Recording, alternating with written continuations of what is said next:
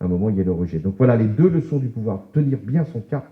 Et la seconde leçon, c'est d'associer le plus grand nombre et de faire qu'on puisse s'unir et se rassembler dans les événements les plus importants. Ce vendredi 26 février 2021 restera une date à part pour cette cinquantaine d'élèves de terminale, section histoire-géographie, géopolitique et sciences politiques du lycée des Glières à Annemasse. Une heure durant, ils ont eu droit à une séance de questions-réponses avec François Hollande, 7e président de la 5e République. À l'origine de cette venue, c'est 3 élèves de terminale.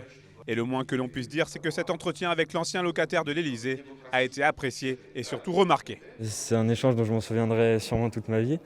Et beaucoup de fierté évidemment et énormément d'enthousiasme puisque c'est vrai qu'on part de zéro et on arrive à le faire venir, à échanger, le faire échanger avec des élèves, partager un moment comme ça avec des élèves, ça n'arrive pas tous les Je jours. le trouve très très imposant, le président.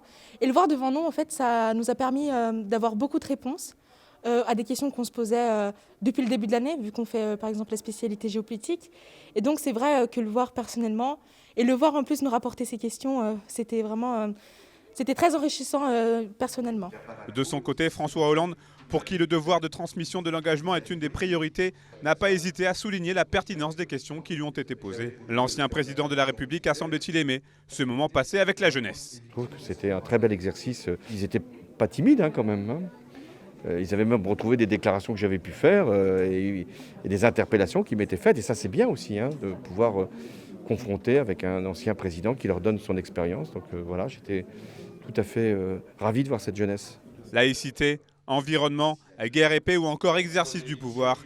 Les thèmes abordés ont été variés et en plein dans l'air du temps. C'est aussi une exigence de liberté, vous avez entendu combien c'est pesant pour les jeunes de vivre dans ces conditions-là, mais qu'ils l'acceptent, mais qu'ils savent qu'à un moment, il faut aussi que les règles de liberté puissent reprendre leur place. On croit toujours que la jeunesse, elle est séparée du monde, qu'elle ne s'occupe que d'elle-même, qu'elle est sur les réseaux sociaux simplement pour entendre des fausses informations ou jouer. Ben non, pas du tout.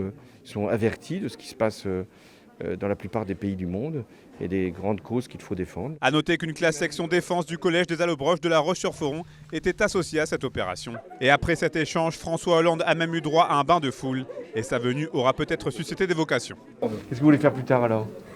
Moi, travailler dans le management sportif. D'accord. Ouais. École de commerce. Faire gagner la gauche.